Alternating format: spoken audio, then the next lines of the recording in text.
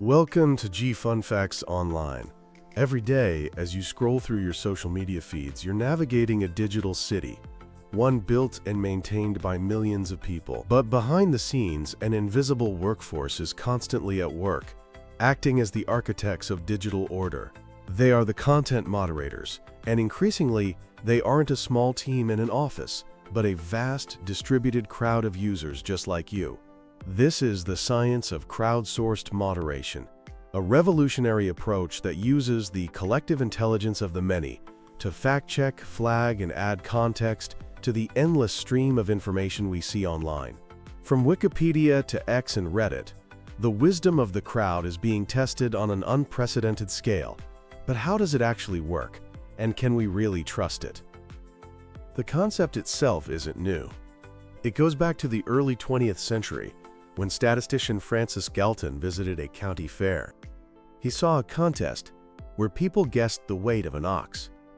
Individual guesses were all over the place, but when Galton averaged all 800 guesses, the result was astonishingly accurate, closer to the ox's true weight than any single expert's guess. This is the wisdom of the crowds in action, the idea that a diverse group's aggregated judgment can be smarter than any individual expert. In our digital age, this principle has become essential. With billions of posts, comments, and videos created daily, no centralized team of experts could ever keep up. Facebook's fact-checking partners in the US, for example, have a relatively small number of employees to monitor content for over 2 billion people. It's an impossible task. That's where crowdsourcing comes in. By distributing the job across a massive user base, platforms can moderate content at a scale and speed that was previously unimaginable. The theory is that while each person has their own biases, these individual errors and prejudices can cancel each other out when their judgments are combined. And research backs this up. Studies have shown that a politically balanced group of regular people can rate the quality of news sources just as accurately as professional fact-checkers. But it's not magic. For the crowd's wisdom to work, 3 key conditions must be met: diversity, independence, and decentralization. The crowd must be diverse to bring a wide range of perspectives. Otherwise, it becomes an echo chamber. Independence is crucial to avoid groupthink, where people conform to the popular opinion instead of using their own judgment. And decentralization allows individuals to use their unique local knowledge, creating a richer, more robust collective decision. Of course, bringing millions of humans together online unleashes powerful psychological forces that can either help or hinder the process. One of the biggest is social influence. This comes in 2 flavors. First, there's informational social influence, where you conform because you believe the group knows more than you do.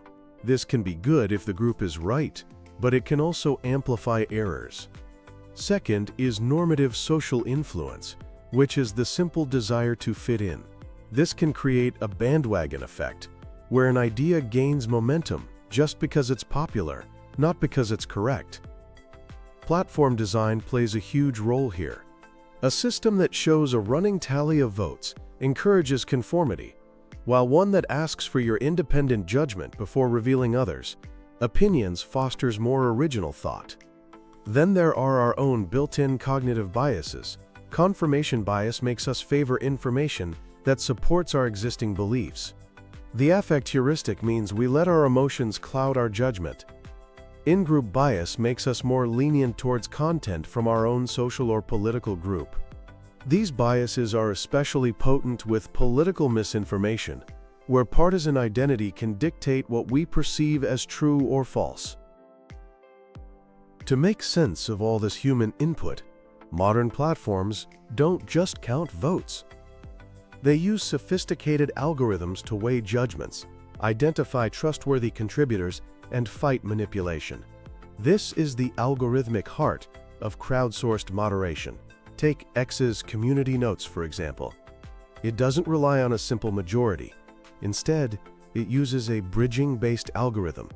A note is only shown on a post if it's rated as helpful by users who historically disagree with each other on political issues.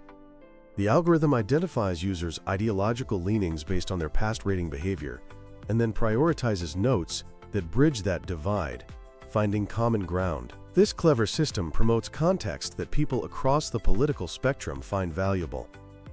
Another key element is reputation. Not all contributors are created equal. Reputation systems identify and reward high-quality contributors by giving their judgments more weight. Your reputation score might be based on your track record of accurate ratings, or how often your judgment aligns with the final consensus. Some platforms even use complex Bayesian models. Instead of just counting votes, these models treat each user's rating as a piece of evidence. They continuously update the probability that a piece of content is true or false, while also learning how reliable each individual user is. The model creates a confusion matrix for each person, calculating the probability they'll label something correctly or incorrectly, and gives more weight to the judgments of more reliable users. But with any system like this, there's a constant arms race against bad actors. A common manipulation tactic is brigading, where a coordinated group floods a post with votes to artificially boost it or to harass someone. Platforms fight back with countermeasures, like machine learning models that detect coordinated, inauthentic behavior, rate limiting that caps how many votes can be cast in a certain time, and filtering out judgments from new or low reputation accounts. Let's look at how this plays out in the real world.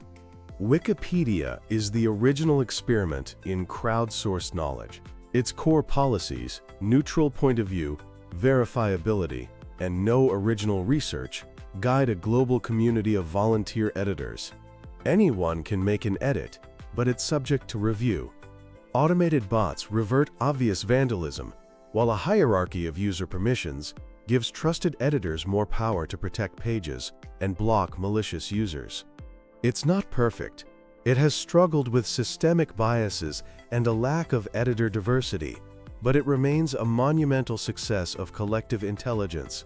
A more recent example is X's community notes. As we discussed, its bridging algorithm is its key innovation.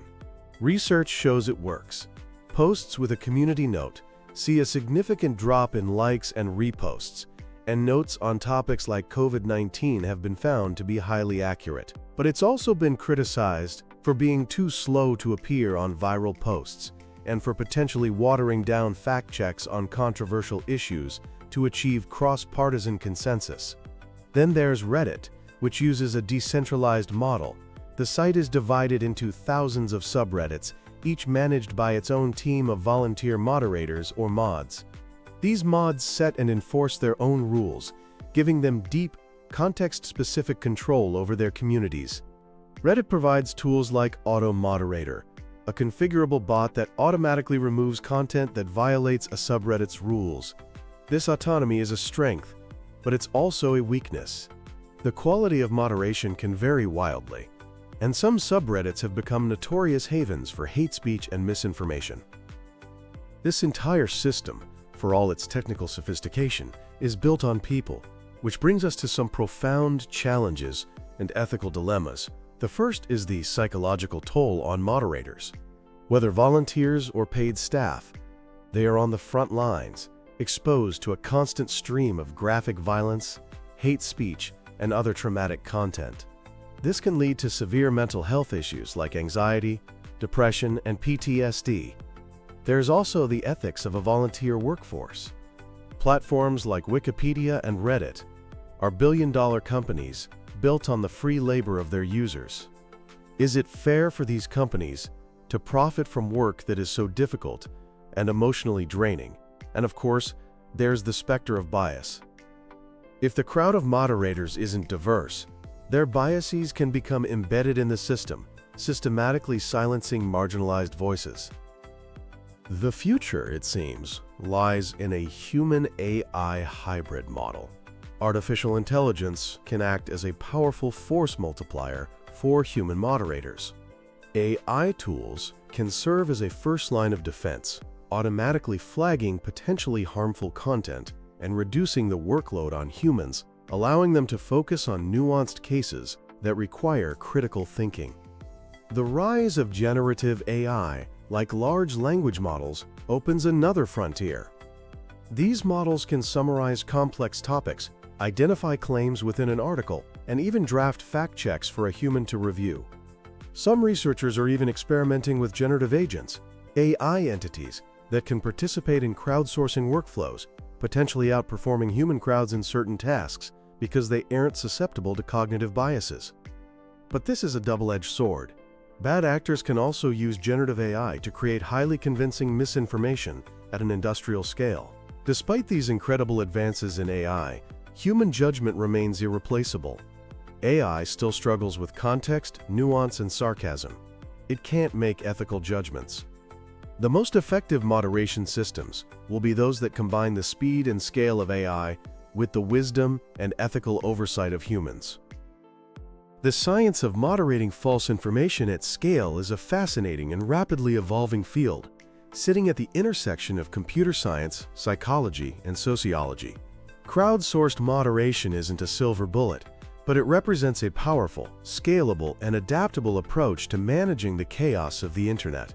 By understanding the science that powers it and continuing to innovate, we can build a more collaborative and trustworthy digital world for everyone.